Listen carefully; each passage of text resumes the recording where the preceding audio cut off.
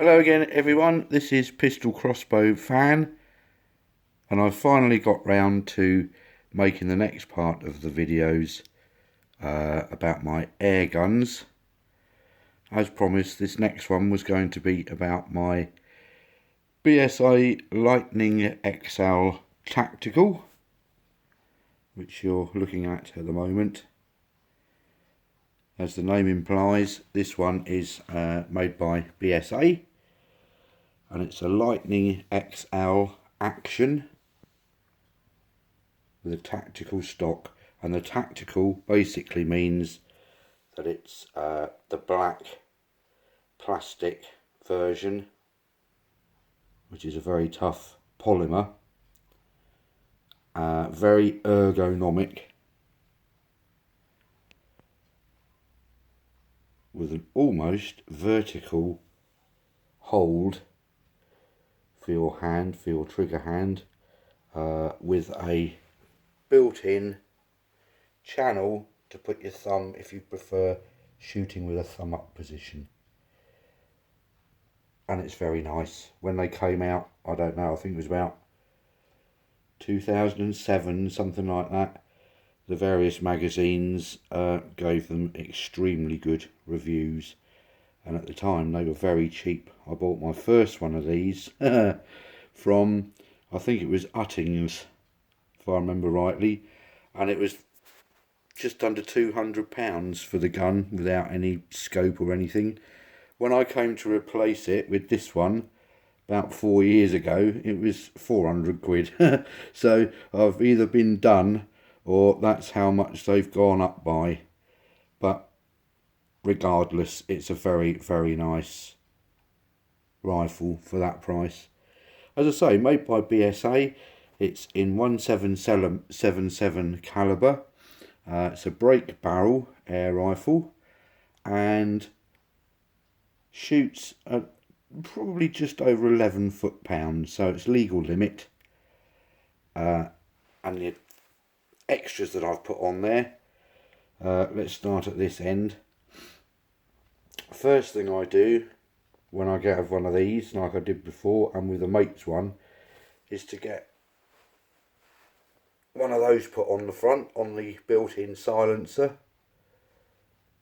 And it's basically one of those foam bicycle road bike handlebar grips, because it's just long enough with a bit of effort to slide it on to the end. And it basically means that it's much more comfortable when you're continually cocking the gun, because you have to break it open with a sharp tap with your hand, and after a while that actually starts to hurt a bit. It's much more comfortable with that. Next we've got the sling the same sling that I put on all my weapons, my crossbows, pistol crossbows and rifles. And that is made by a company called Quake, and the actual model is Quake Claw. And the reason why I'm a big fan of these is because, as you've probably heard me say before, when you put it on your shoulder, it just sticks to wherever you put it. So the weapon that's attached to it, or it is attached to, doesn't move about at all. It's very grippy, so that's why I like those. Next we've got my lamp, which is made by a company called Optic Fire, and I've got another one of these on my other rifle which you'll look at in the next video. But essentially I've not used the bracket that came with it. I've just used a large diameter scope mount. Let's see if you can see it. Large diameter scope mount turned upside down, and then I've got the attachment, that's better, that sits on top of my scope mount up the other way, so it means that it's a quick detach one. So if I'm choosing not to use it, I'll just take it off within a couple of seconds. Scope mounts on this one, and my other one by the way, are made by a company called Sports Match, and they're expensive. Basically, the reason I got them is because I have got a BSA air rifle.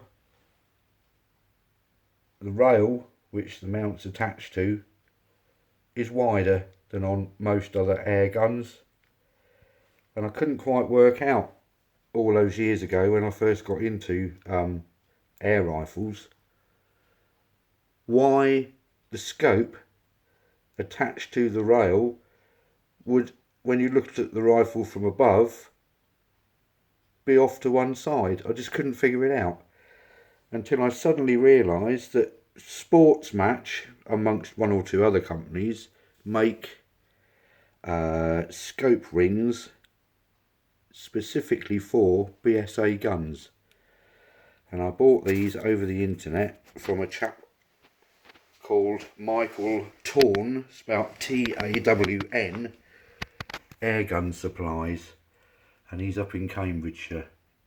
Can you see now how everything lines up with the barrel and the stock? Well, it wasn't doing that before.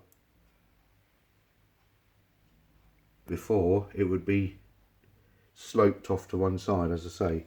So this just keeps everything nice and in line, and it means you're not canting at all or suffering any parallax when you're shooting. Talking of which, little bubble level on there, which I put again on all my weapons, just so that you know when it's all set up properly that you're not canting over to one side or the other. You can see that was just a couple of quid off of eBay.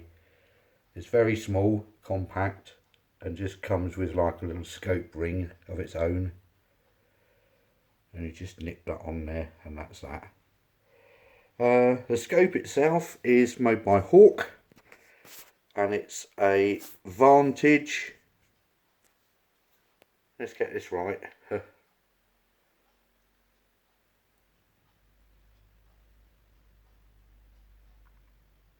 Can you see that? The power is 2 to 7 by 32 on this one, so not overly magnification on it, but because I limit the shooting of this one to about 30 yards and under, I don't need massive magnification, so that suits me. It's got an adjustable objective on the front, so you can dial it in properly, and if it's set up properly, it also gives you an indication of what the distances you're shooting at, but of course with practice you can work that out anyway. And then I just bought some cheapy flip up covers for it, because it doesn't come with those.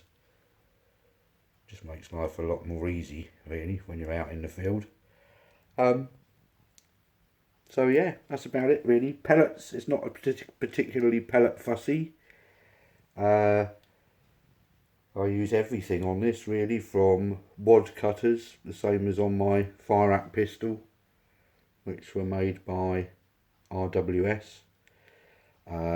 Some heavier weight H&N pellets it seems to get on with. Obviously you've got to adjust your sighting in. And well, just anything really. JSBs, yeah, it's fine with them all. One thing I forgot to mention is that the lamp on top is quite a good system actually. I've bought it as standard with a green beam, but you can buy for it, once you've got the lamp, little like lens, I think they call them pills at Optic Fire, and you can take out the one that comes with, and then you can put either a clear one or a red one in. So that's quite a cool feature, but as anyone that hunts themselves knows, green is quite often the best colour, because it doesn't spook rabbits and things so much as the other colours seemingly. So yeah, that's about it for this one. The next one we're going to look at, when I get the time, I don't know when it will be, to be honest at the moment, will be my other BSA, and of course that is the Scorpion T10, and the T again meaning the tactical version. Oh, one thing I forgot to mention, for anyone that is interested in this sort of thing, is that the stock on this one, the polymer stock, I seem to remember when I first was researching these, before I first bought mine about, I'd say, 10 years or so ago, was designed by a chap who worked for Hydrographics, which is the company that do dipping of, well, all sorts of parts. They do motorbikes, bicycles, weapons. Can't remember his name. I think it was Richard Simmons. But yeah, and somebody please correct me if I'm wrong, but I think I also read somewhere that he was a disabled shooter. So if that is the same chap, then, well, all power to him, I say, because he's done a really fine job of these stocks. And BSA to this day seem to use this sort of shape stock on quite a few of their weapons. So well done to him. Richard Sykes, I think that was his name. Anyway, I'm off now, and next time, whenever that might be that you see me, or one of my videos will be about my BSA Scorpion T10. So I'll see you then. Cheers.